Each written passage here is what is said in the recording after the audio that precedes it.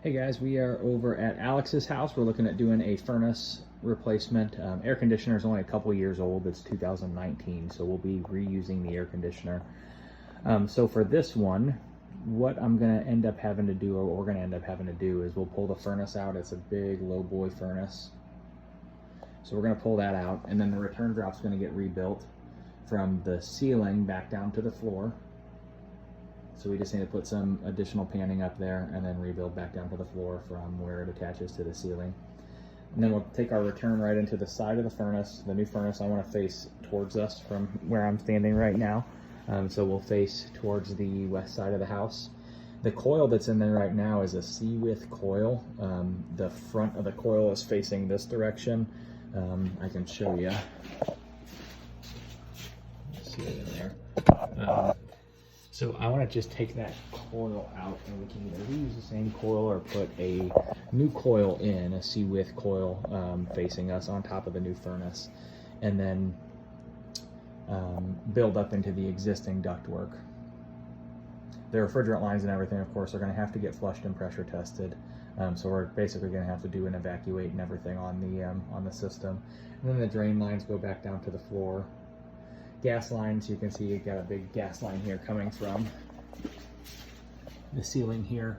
Whatever you feel like is necessary as far as getting all of that reworked back down into where the new system's going to go.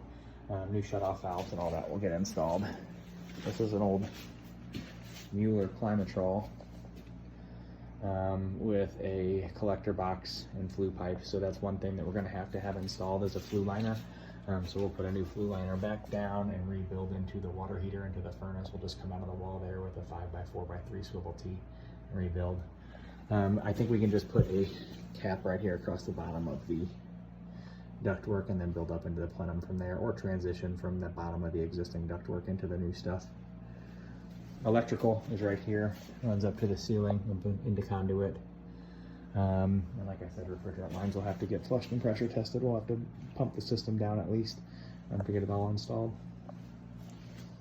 That's pretty much everything downstairs in the basement. Humidifier can get installed if we decide to add one on, or if the customer does.